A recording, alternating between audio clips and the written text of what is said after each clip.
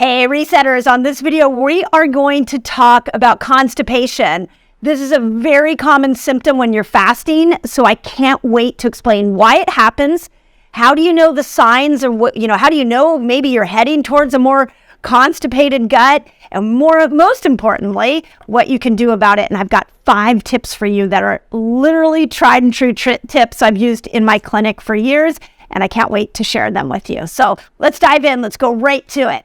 Okay, here's the thing. I want always to teach you how to think about your symptoms. I'm not just here to give you this miracle cure. So I want to make sure that we are teaching you how to think through what's happening in your gut. And what we know is that with constipation, it is a slowing down of motility. So your intestines should have this peristaltic approach to it. When you eat, these peristaltic waves should happen. And often they become paralyzed, and that peristaltic wave isn't happening as efficiently as it normally should. So one of the ways you know that this wave-like motion of the intestines is no longer working well for you is that you maybe start to get harder stools. That's one side. You may notice that you're not having a bowel movement every single day. That's another sign we're heading towards a constipated gut. Or the third one is that it's just really hard to actually have a bowel movement. It takes you a long time. A healthy bowel movement, you should have healthy bowel movements once to twice a day. Many experts believe 3 times a day. And when you have a bowel movement, it should fly out. You shouldn't be having to sit there on the toilet for hours to make sure that stool gets excreted. It should come out. It should be soft. It should float at the top of your toilet. I know this is a lot of information, but this is so important because the stools are how you get the toxins out. So when this peristaltic wave stops happening, those toxins are sitting in the gut. And so we've got to bring that wave back. It's super important you're having these daily bowel movements and that they're coming out effortlessly. So if they are not coming out effortlessly, then here are the 5 things that I want you to think about. So and again, these are like proven hacks. So the first one is my favorite, which is magnesium. This is a game changer. So much so that I often have to ask patients to cut back on their magnesium, because once we start to introduce magnesium into the picture, their bowels go from constipated to too loose, and now they have diarrhea. That's how effective magnesium is. Now, it's not just magnesium. It is the right combination of magnesiums. And honestly, the only one that I have found that works for constipation is BioOptimizer's Magnesium Breakthrough. The best magnesium, not just for bowel movements, but those of you that are struggling to sleep, this is unreal. So I can tell you for myself, I usually take 2 before I go to bed. That keeps my bowels moving throughout the day really well. If I do 3, now I'm too loose. If I don't do it at all, I tend to move again towards more of a constipated gut. So that is my number 1 hack, and BioOptimizers is the absolute best. Okay, second one is vagal nerve stimulation. So a lot of times when we are under chronic stress, we tend to move more towards that sympathetic dominance, and we get stuck there. And as we get stuck there, what happens is we start to underutilize our parasympathetic nervous system. Our parasympathetic nervous system is our rest and digest nervous system. This is how we have to be in a parasympathetic state in order for food to go from our mouth all the way through our whole system, for your intestines to pull the nutrients out of them, and then for it to be excreted out your body. You need that parasympathetic nervous system to be able to do that. But when you are in chronic stress all the time, over and over and over again, what happens is that the gut becomes paralyzed, and you're not using that parasympathetic nervous system to free everything up for the release of stools. So vagus nerve stimulation is some really cool things. So there's a couple, and I want to share some of my tried and true. You can stimulate your vagus nerve. That is the major nerve that turns on the parasympathetic nervous system through things like chanting. So if you like to sing, chanting and repeating certain phrases over and over again stimulates that nervous system. Breath work. Breath work is incredible. I have a new favorite app. It's called Othership. No ties to them. I just really loving this app. I also love 4-7-8 breathing, where you breathe in through your nose for 4, count of 4, hold it for a count of 7, and you exhale out through your mouth for a count of 8. That is specifically designed to activate the parasympathetic nervous system. So try some breathing exercises. Another one, a great book that I love, is called Accessing the Vagus Nerve. And there's a couple of ideas in there. One is that you can put your eyes up and lock them up to the left, hold that for a minute, and then you go up to the right, hold that for a minute, and that stimulates your vagus nerve. Super cool, fun hack that you can do.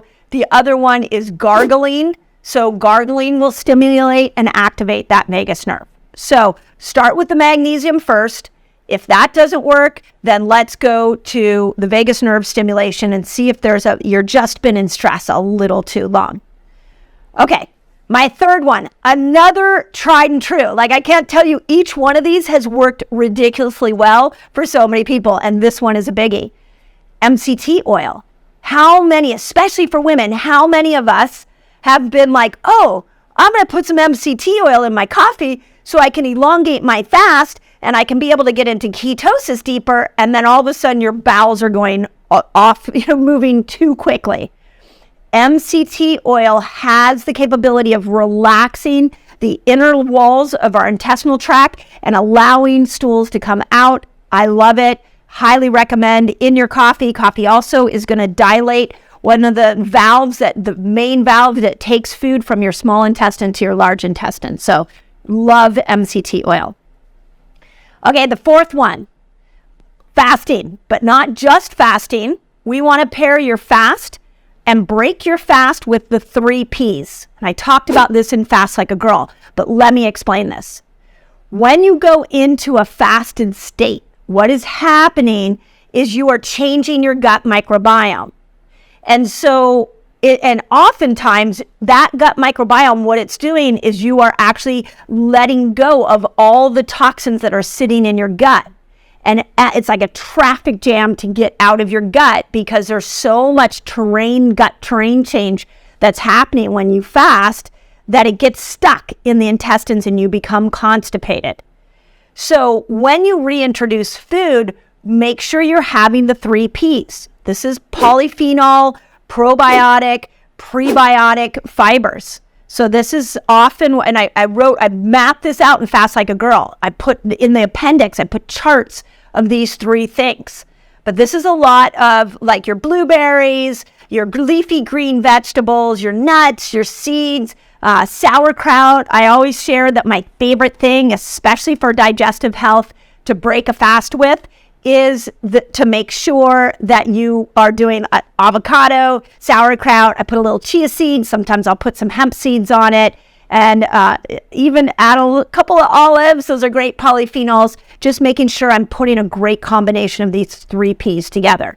So be careful what you're breaking your fast with, because it's super important that in the microbial detox that can happen in fasting, that you come back when you reintroduce food, that you reintroduce food that's going to support a healthy microbiome so you can get rid of the toxins that are being released during the fast, which is an amazing way to pair food and fasting to help your overall gut health. Okay, so that's number 4. And number 5, this is one that I think we hear a lot about, but I just want to throw it out there. And that is that you need to be eating enough fiber, but you also need to make sure you're hydrating yourself. So I want you to crawl into your body for a moment. Why would your body slow down the movement of stools through your gut? Well, it needs something to push it through, and that's what fiber does. So make sure that you're eating enough fiber. Shout out to Dr. B. One of my favorite books is Fiber Fueled, Go read that book. It explains why our microbial system needs to have fiber, and a big part of it is to move the stools through the intestinal tract. So fiber is a big one, but also hydration. Hydration is really, really important. And so you want to make sure you're keeping that inner wall very hydrated. So those are 5 things. If you're not doing them, make sure you do them immediately, like starting today. So we've got our magnesium, we've got our vagus nerve stimulation, we've got our MCT oil, we have breaking the fast with 3 Ps, and we've got fiber and hydration. That's it. Those are the main ones. So let me know, put in the notes, because I know this is a big thing that happens to fasters.